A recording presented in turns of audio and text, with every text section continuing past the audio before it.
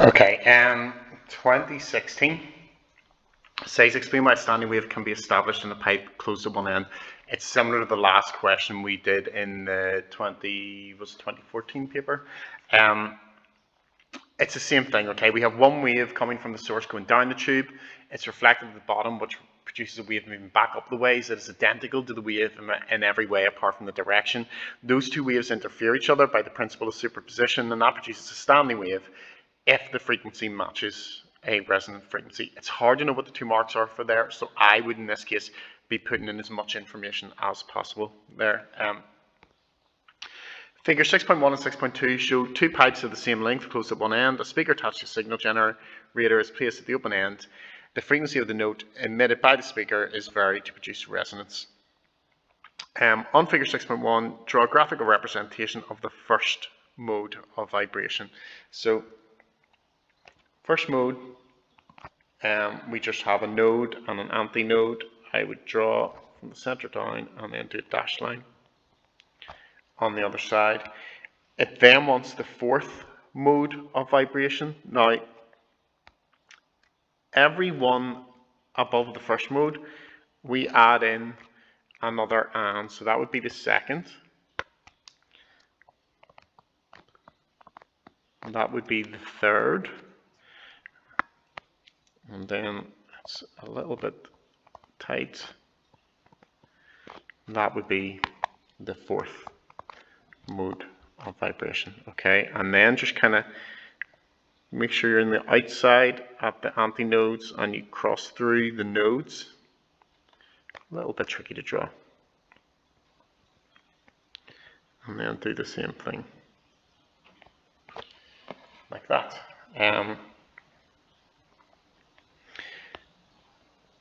Explain the difference between a node and an antinode in this context. A node is a position where the amplitude is 0. Because in this context, I might just clarify that the air particles do not move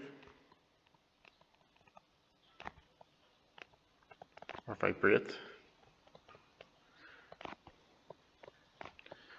An antinode is a position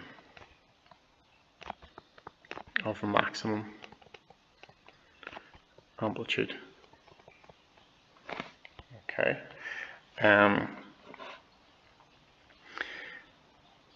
The pipes are 0.6 meters long and the speed of sound is 330 meters per second. So V is 330 meters per second. L is equal to 0.68 meters. Well, let's look at our first mode. And what we should be able to see there is there's a quarter of a wave in the length of the tube. So I would just write that down then. A quarter of a wave equals L. Therefore, lambda will equal 4 times 0.68. Type that into your calculator and you get that the wavelength in the first mode is 2.72 meters. And what we can then do is V equals F lambda. F will equal V, which is 330, divided by the 2.72. Okay, and that gives us 121.3 hertz. Now, the easy way to do this, we recognize that F4 for the fourth mode is going to be 4 times F1. But let's just do it from first principles again. So here we have 1 wave and 3/4. Okay, in the tube is equal to L. But another way of saying that is just 7 over 4 lambda.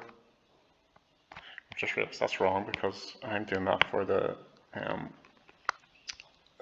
that's the rule for strings, not for tubes. So let's just do it from first principles. So let's put in our 7 over 4 lambda equals L. Therefore, lambda will equal 4 over 7 times 0.68.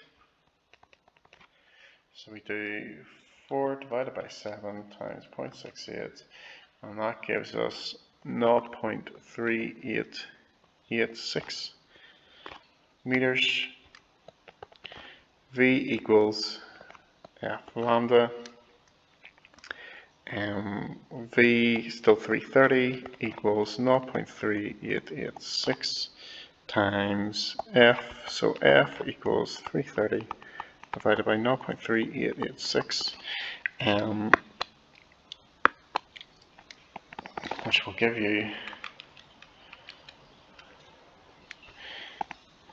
850. Let's call it. Well, no, let's go with 849. Let's stick with it. Let's not round it too much. Okay, so just write in here 849 hertz. We could have used F4 equals 7, F1, but I think you're almost safer going through that and then checking it with the little law at the end, because then if you make a mistake with me and get confused between the string and the tube, you'll be able to check that and show that it's not. You won't get mixed up with them, essentially. Okay.